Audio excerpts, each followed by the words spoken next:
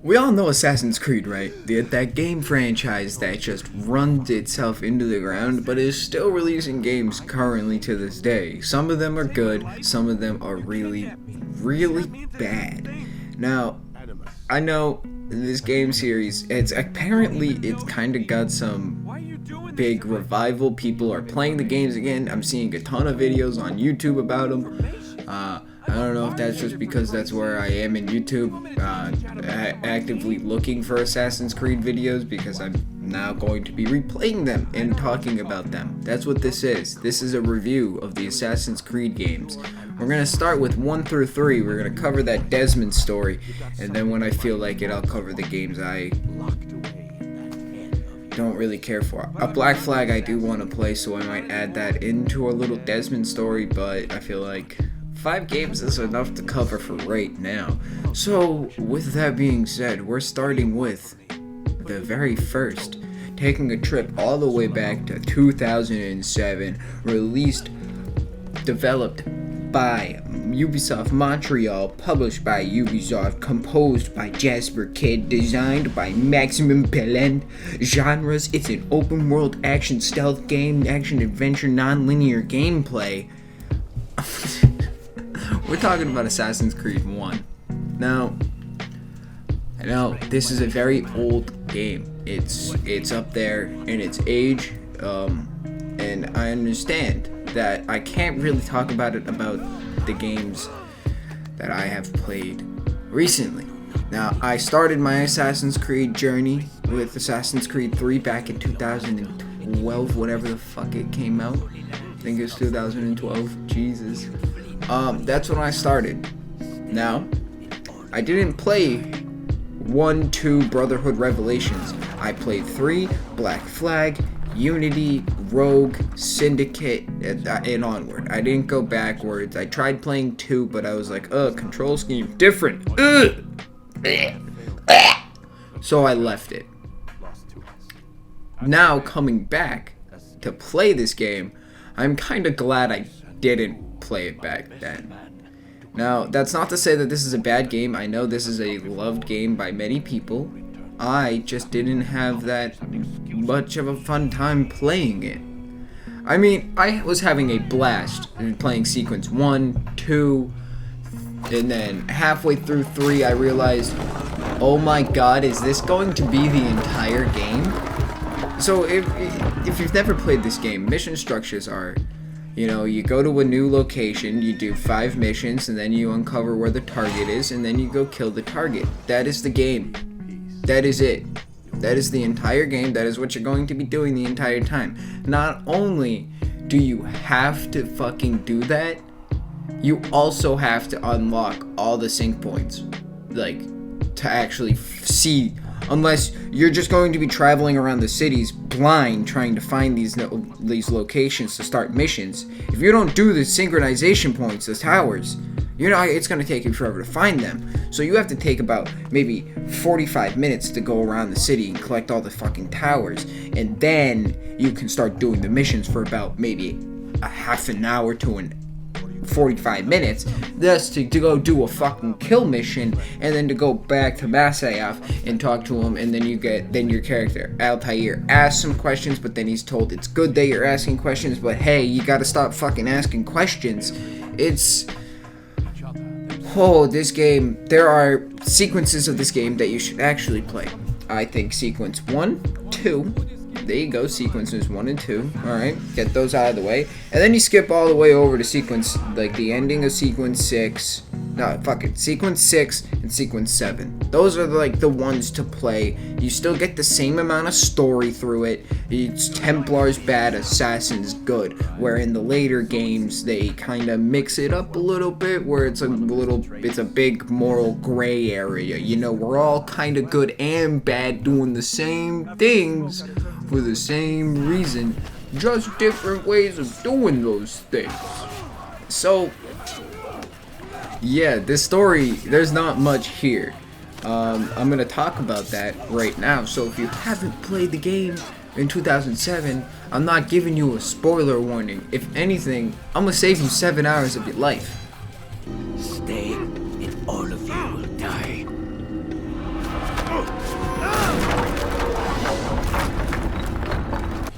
okay? So, Altair is part of this during the Crusades, alright? So he has to go uncover some Templar plot and do all this shit, but it turns out, oh no, the Grandmaster Assassin, he's a Templar too, and he has the Apple of Eden. So you go to him, and he does some really... It was a really fun boss fight, but I got really confused on not knowing where the fuck I was supposed to go for the next part of it. You kill him, and, you know, yeah, it's so fucking simple. The story is very bare bones, kind of what people say an Assassin's Creed game is. That's what this story is. You know, you're just an assassin uncovering a secret plot by killing multiple guys. And it just so happens that in this game, you kill 9 guys, and then there's a... Wait, sorry, you kill 8 guys, then there is a girl pretending to be one of the guys, which was really interesting. I didn't see that coming. That was like, what? Yo, where was this the rest of the fucking game? And so, you know, then you go kill the 9th guy, and then he's like, oh, your master, Al-Mulim, he's a bad guy, he betrayed you, and then you go there, and then you have to kill some assassins because he's controlling them with the Apple of Eden, and then, you kill him, and he gives a speech, and you're like, you're wrong, get fucked. Jesus Christ. So... the thing that I did like about this story that I was surprised about is I actually liked the modern day storyline. That's very surprising, because if you know Assassin's Creed, you know after 3, their modern days sucked ass. So to see the start of, you know, the Desmond storyline, him being in the Abstergo, uncovering and learning how to use eagle vision through being in the Animus, I was really intrigued, and I was just flying through the Ancestor stuff to get back to the Abstergo parts to, like, you know, further that plot, because at this point right now, I could care less about the Ancestors and more about that Desmond stuff, because I missed that as a kid. I thought 3 was stupid for this end of the world modern day plot, because I didn't know that there was 4 other games of build up, because I was stupid and I didn't look up anything up because I'm dumb. I was a little kid playing stabbing people in fucking New York and Boston. I was like, oi mate, where's my fucking parking spot? You meet me down by the harbor, I'll fucking catch you up. I was a terrible Boston accent, and I live in Massachusetts. So, yeah, seeing this modern day and seeing the start of it, I can't wait to play the later games and see where they go. And I've heard 2 has a much better ancestor story, and I know that because everybody just talks about Ezio and they love him and they want them to have his children. So, I can't wait. Now, enough about the story, let's talk about the gameplay. I sense you expected someone else. What sorcery is this? It's very simple and very fun. We're gonna talk about free running real quick, because I feel like that is the thing that they work the most on, because combat kind of sucks. But free running was very fun, not very fluid. It was very stop and go at certain points in certain animations, but other than that, it was very fun and very quick to use. It's just like a button press, space, and then W. You're running, you're going, you're climbing. And getting around the cities was very fun using this. It was very easy to manage around the narrow streets, and then there was the wider streets, and you could take quite a bit of damage from falling, so be careful of falling. But climbing up the sync points was actually quite fun. I enjoyed it, and I don't know if I'm going to keep enjoying it throughout the later games, but I was actually, because it's more like a puzzle, you know, you're climbing around, you're around the building trying to figure out where's the best way to go. You see that, you go up, and you're like, oh, gotta do it again. So I was enjoying it. I had some fun. Now, for combat, it's very simplistic, but very easy and, you know, quite effective. As soon as you learn that counter attack, just use that. That'll save you. It's pretty much, as you know, Assassin's Creed games, with 3 onward, they turned into a counter kill system.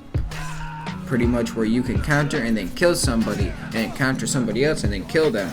And there was no need to actually use your attacks. This game, you can't do that. It's only certain times where you can counter an attack and then kill that person with a counter. So other than that, you're just going to be countering them, punching them in the face, and throwing them away, giving yourself an opportunity to fight other targets. I liked that. That was very fun. But I kind of wish there was more variety in your weapons. Now, this is coming from me playing the later games where you can switch out your weapons for other things. There was a good amount of throwing knives, a knife, a sword, a hidden blade. That's it. Oh, and your fists, if you want to count those. You're gonna go punch people in the streets, huh? You're gonna go beat the fuck out of some people? So, I felt combat was overall pretty good. I give it a 6 out of 10. I'm not rating the combat. That was a joke. Don't take it seriously. Because honestly, right now at this point, I'm going to be kind of talking about these games as we go on. So in 2, I'm going to say what it does better in 2. So this is kind of just a baseline. But I felt the combat was good. Moving on to the stealth aspect. So the stealth here, very bare bones. It is extremely bare bones, but it's a good kind of bare bones. I expected it to be, they're kind of just, they're finding their way is the way I want to put it, and that is the best way to put it. They are paving a path for themselves to find the best way and what works, and from what I've noticed, they've taken what worked in this and introduced it into later games. And mainly everything worked in this. There is just one thing that I have a gripe with. If you become wanted, and that's just a term I'm using it, if you get guards on you and you start a fight and you run away from the fight, it'll start flashing yellow. It will not you will not vanish from them until you hide in a hiding spot. Now, later games, you can vanish from guards by just running away from them and them losing sight of you. And I like that, but for this, you actually have to go seek out a hiding spot, whether it is a rooftop garden, a fucking parkway bench, or a group of nuns. You know, they're walking around. I don't think they're nuns, they're like priests. They're male. Nuns are female. So, and then, you know, the occasional hay bale. And it sucks. I really wish there was a way just to run away from them, and I don't want to have to go and hide. And then after you kill a target, the whole city is notified. They are on lockdown, and you have to get back to the assassin bureau, and it's a pain in the fucking ass because it would be really simple if I could just run away from them instead of going and hiding in a fucking hay bale for 30 seconds, and then to jump out, and then for them to still be standing right there and then catch me again, so I have to go find another fucking hay bale. It really annoying, and I'm glad that they changed it in later games, and I can't wait to see what they do with it in 2. So with that, I'm gonna finish this up. It looks like, is that blood? The hell were they keeping here before me? And what happened to him? Assassin's Creed 1, or Assassin's Creed as it was called back in the day, was a good game. It was. I have my gripes with it. I don't like the very simplistic and very linear, not linear, but copy and paste levels. Again, they are finding their way, and from what I know, they improve upon it into with actual story, and I like the modern day. So, is this a game that I think you should play? Or like, is it worth buying? Maybe on sale. I'd say get it. That's what I did. I got all these games on sale recently. So next time there's a Ubisoft Steam sale, pick up some Assassin's Creed games. Maybe pick up this one. I guess it's kind of interesting to see where this series started from. Other than that, it was alright. I'd give it a 7 or a 6 out of 10.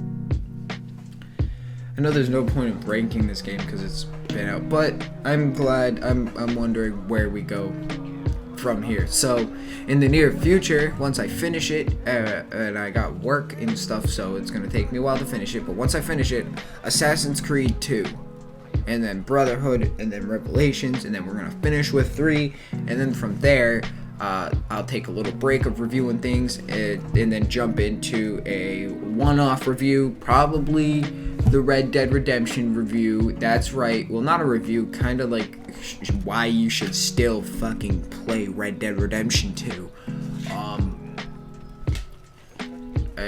So yeah, it's gonna be great. I'm sorry, it's kind of fucking, it's really early right now, so I'm trying to be quiet and not super loud. So I'm gonna go sleep. Enjoy.